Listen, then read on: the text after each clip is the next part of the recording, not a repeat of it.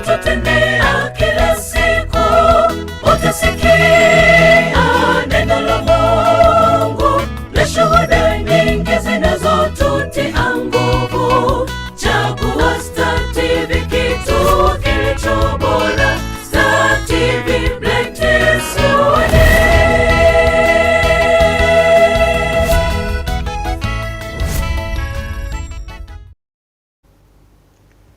Tupo, ahadi ni kwamba tutarudi na tumerudi. Nikwambie tena, tupo na mtumishi wa Mungu mwingine. Usichoke. Ndio kitu ambacho pengine ni shauku yako kuweza kujifunza kutoka kwa watumishi wa Mungu mbalimbali.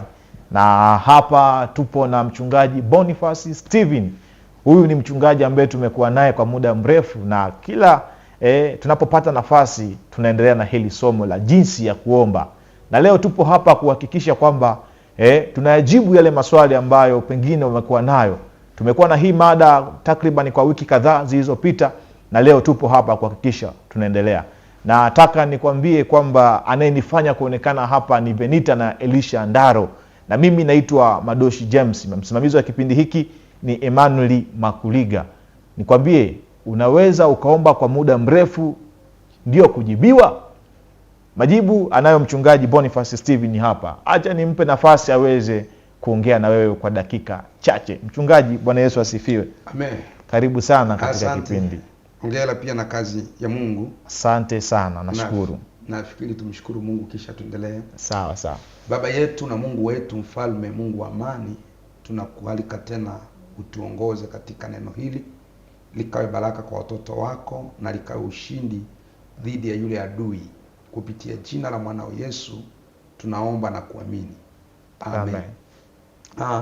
Kwa majina yangu ninaitwa Boniface Steven, ni mchungaji, nachunga kanisa la EAGT, The Assemblies of God, pale Kisesa. Niko kanisa la Evangelist Assemblies of God pale Kisesa, Ujora. Namshukuru Mungu pia kwa ajili ya Star TV ambayo kiukweli kupitia TV hii neno la Mungu linawafikia watu kabisa kwa sehemu kubwa sana. Kabisa. Kweli Mungu wa mbinguni awabariki sana. Na tumeendelea kujifunza somo linasema jinsi ya kuomba. Ni somo ambalo tumekuwa nalo muda mrefu sasa, na tumeshazungumza vitu vingi vya kina ndani yake. Nipende tu kumwasa mtazamaji wangu kwamba akitamani kupata ule msingi wa hili somo vizuri huku nyuma, basi mwishoni asiache kupata namba yangu ya simu, kwa sababu ninalo darasa naloendelea kufundisha hata baada ya kipindi hiki, ambapo kwenye darasa lile ninaweza sasa kumjenga kuanzia kule mwanzo tulikoanza mpaka tulikofika. Kumbuka tulipoanza nilisema kwamba kujua kuomba kwa usahihi ni kitu ambacho mtu hufundishwa.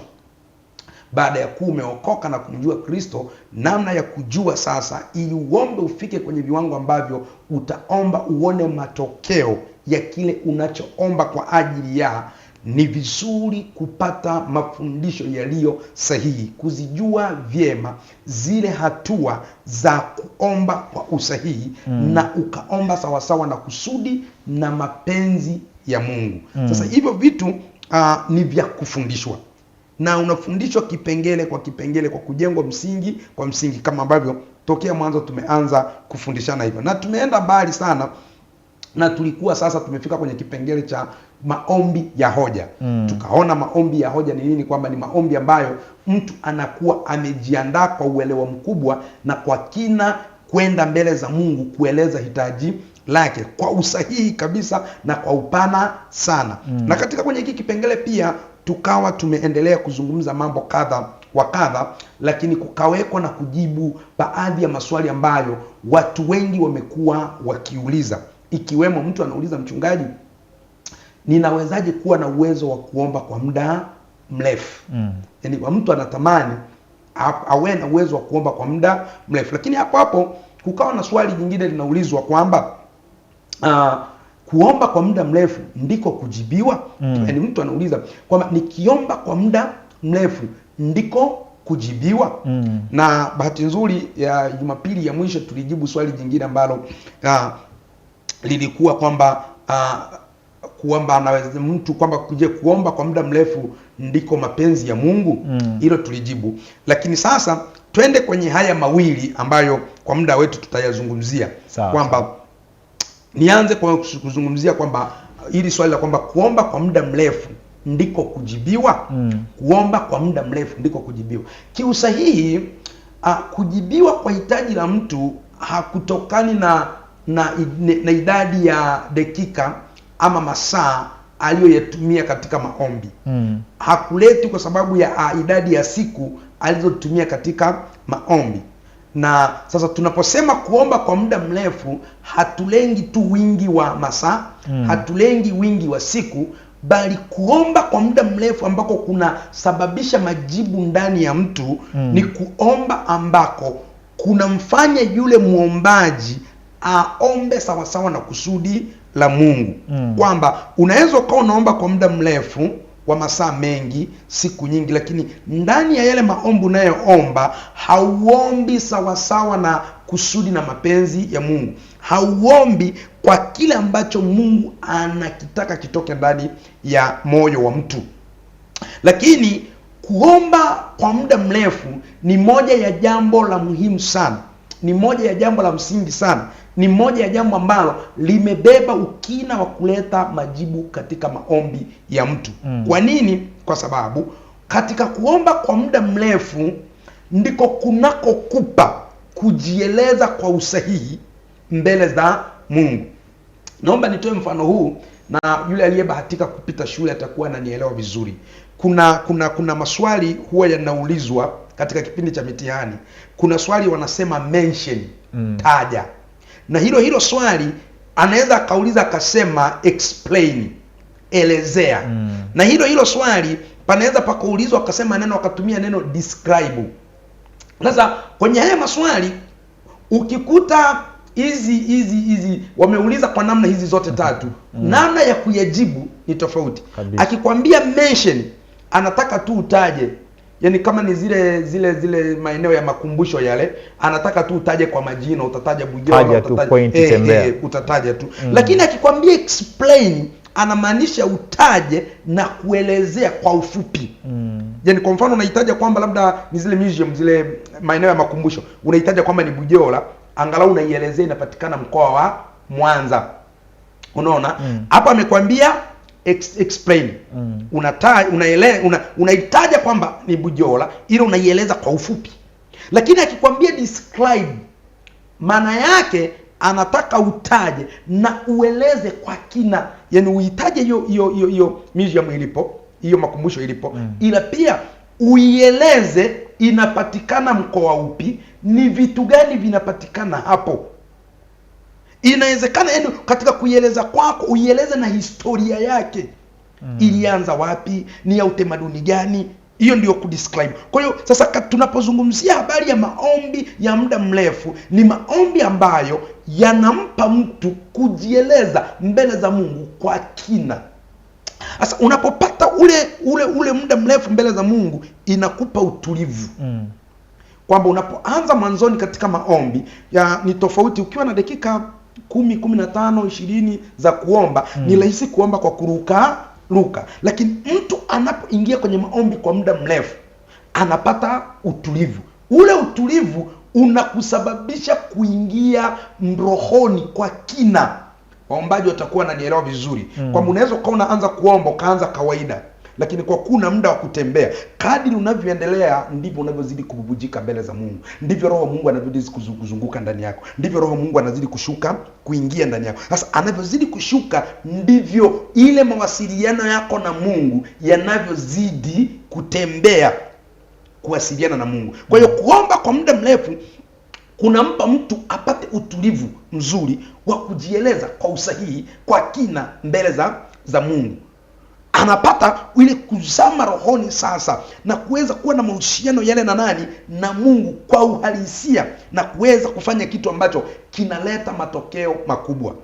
Lakini pia kuomba kwa muda mrefu ni muhimu kwa sababu muombaji wa muda mrefu anapata uwezo mzuri wa kiutulivu kwenda hatua kwa hatua, kueleza kila ambacho anataka kukieleza mbele za Mungu kikaeleweka vizuri.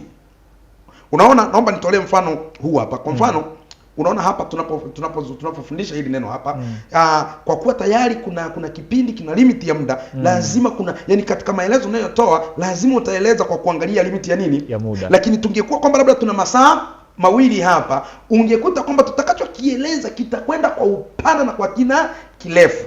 Kwa hiyo kiule muda mrefu unakupa kuomba kwa kina kirefu.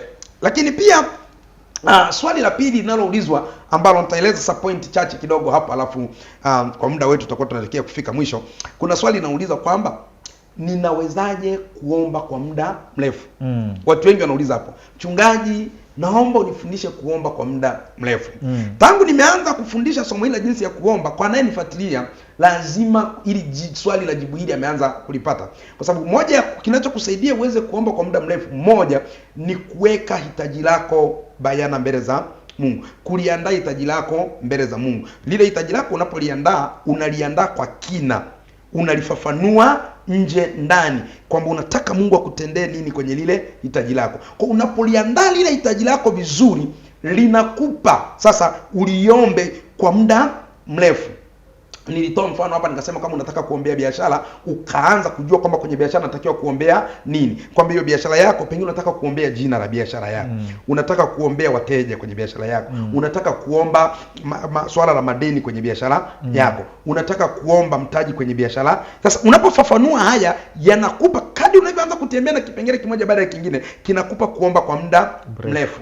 Lakini pia jambo jingine linaloweza kumfanya mtu akaomba kwa muda mrefu ni kitu kinasema ukubwa wa hitaji lako. Yaani ukubwa wa lile hitaji lako. Ukubwa wa lile hitaji lako. Kwamba kuna mtu mwingine hataweza kuomba kwa muda mrefu kwa sababu ya hitaji alilo nalo. Amebeba mzigo gani ndani yake?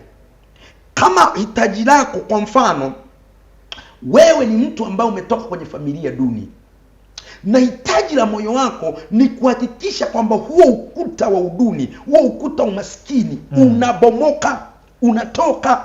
Na kweli ukiangalia kutoka mwanzo wa familia yenu, ukimwangalia babu yako, ukimwangalia baba yako, ama ukaiangalia ujumla wa ukoo wako, unaona kabisa kwamba hapa kuna muziki mkubwa wa kifungo kikubwa cha hali ya umaskini umetukamata.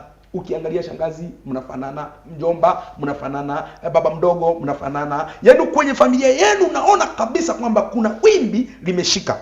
Sasa ule ukubwa wa hitaji lako ukiutambua, ni moja ya kitu ambacho kinakusaidia kujua kwamba ni nguvu ipi inatakiwa niitumie kwenye maombi ili kuvunja hii hali iliyo kwenye maisha yetu. Tuangalie kwenye kile kitabu cha, tumuone mfano mmoja wa mtu mmoja ambaye ametembea katika jambo hili.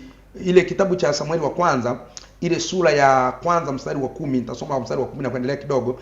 Anasema hivi, na huyo mwanamke alikuwa na uchungu rohoni mwake, akamuomba Bwana, akalia sana, akaweka nadhiri akasema, Bwana wa majeshi, ikiwa wewe utaliangalia teso la mjakazi wako na kumkumbuka, wala usimsahau mimi mjakazi wako, na nitakupa mimi mjakazi wako mtoto mume, ndipo mimi na kunipa mimi mjakazi wako mtoto mume, ndipo mimi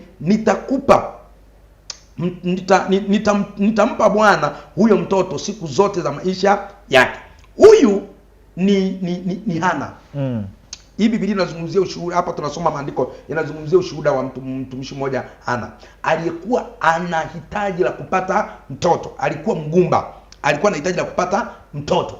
Biblia inasema aliomba kwa uchungu sana rohoni. Alikuwa na uchungu sana rohoni mwake. Maana yake lile hitaji alilokuwa nalo lilikuwa limeujaa nini?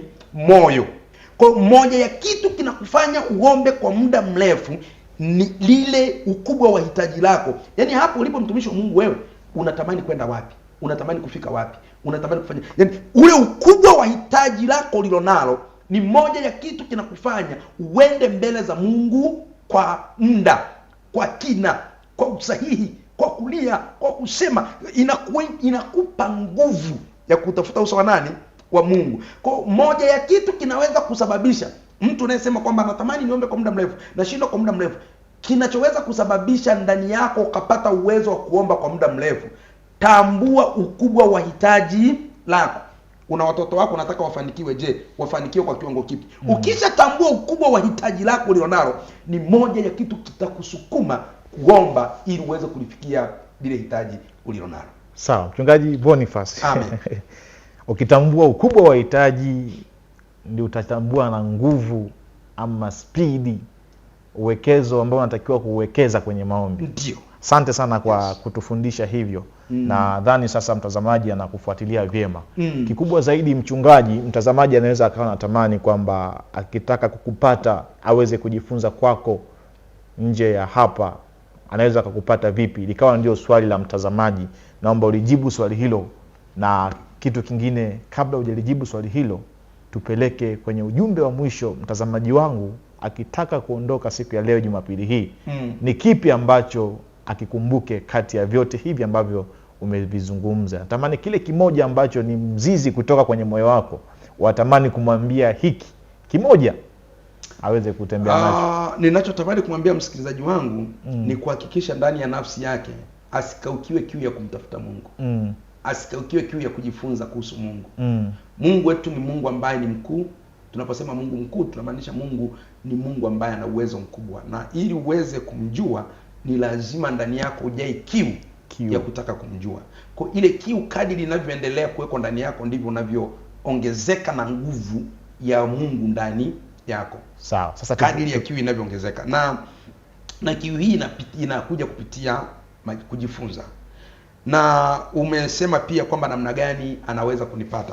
Kabisa. Nafikiri nizidi tu kumsihi mtazamaji wangu ya kwamba moja ya jambo ambalo natamani sana kwake ni kuendelea kujifunza kuhusu Mungu. Na Mungu ametuweka watumishi wake ili tuendelee kuwasaidia watu kwa namna ya kuwafundisha. Na kwa namna ya kunipata, namna ya kwanza ni kanisani. Tuko pale Bujora, karibu na shule ya msingi Bujora. Au ukifika pale kanisani, tunazo ibada zetu siku ya Jumapili, tunaanza saa 3 na tunamaliza saa 7. Tunawaalika watu wote wa mkoa wa Mwanza na kanda ya Kisesa. Karibuni tumwabudu Mungu mahali pale. Na ni miongoni mwa eneo ambalo pia ninapata kufundisha watu kwa kina na kuombea watu. Lakini namna nyingine ya pili ni namna kwa njia ya WhatsApp. Ninafundisha, ninalo group la mafundisho ya neno la Mungu, na ambapo huwa ninafundisha kwa kina, kujibu maswali kwa utulivu, kufuatilia mtu mmoja mmoja, wapi amekwama, wapi anataka atoke, wapi anataka kusaidika, kupitia njia ya WhatsApp. Kwa ninalo group ambalo ninalifundisha watu karibu Tanzania nzima na nje ya nchi, maana nina watu wawili, na mtu mmoja kutoka Burundi na pia na mtu mmoja kutoka Kongo. Kwa hiyo kwenye lile kundi, kwenye hilo group la WhatsApp, utauliza swali lako la kuhusu Mungu na nitakufafanulia kwa kina. Ila pia kwenye hilo kundi tuna utaratibu pia wa maombi na maombezi ambao tunaomba kwa pamoja. Kwa hiyo ni moja ya eneo ambalo linaweza kumsaidia mtu yeyote ambaye yuko ndani ya Mwanza ama yuko nje ya Mwanza ama yuko nje ya Tanzania na akapata kufundishika pamoja. Kikubwa tu ni kwamba mtazamaji wangu aelewe kwamba Mungu amenijalia neema kwenye hilo eneo la kufundisha neno la Mungu pasipo kufungamana na aina ya dini wala dhehebu, bali kwa ukweli wa neno la Mungu. Sasa ananipataje? Ni kuchukua namba yangu ya simu ambayo ndio iko kwenye WhatsApp. Namba naitaja hapa ndio iko kwenye WhatsApp, alafu utanitafuta kwenye WhatsApp, uniambia mchungaji, niunge kwenye grupu, na mimi nitakuunga na nitakusaidia kabisa, na uhakika Mungu atakubariki. Namba yangu ya WhatsApp ni 0744 48 80 53. 0744 48 80 53. Hiyo ndio namba ambayo unaweza kunipata. Sawa, nikushukuru sana Mchungaji Boniface Steven. Amen. Mtazamaji, asante sana kwa kuendelea kuwa nami kuanzia mwanzo tulipokianza kipindi hiki, na hivi ndivyo tunavyokihitimisha kipindi cha Amka Tumsifu Mungu hapa Star TV. Vipindi vyote ambavyo vimeendelea kuruka hapa hewani, unaweza ukaandika neno Tumsifu Mungu YouTube na ukavipata vikiwa vizuri kabisa, vimeandaliwa huko. Kwa hiyo nikwambie tu, ukitaka kutupata katika mitandao ya kijamii ni jina hilo Tumsifu Mungu na tupata. Anayenifanya kuonekana hapa ni Venita pamoja na mtumishi wa Mungu Elisha Ndaro.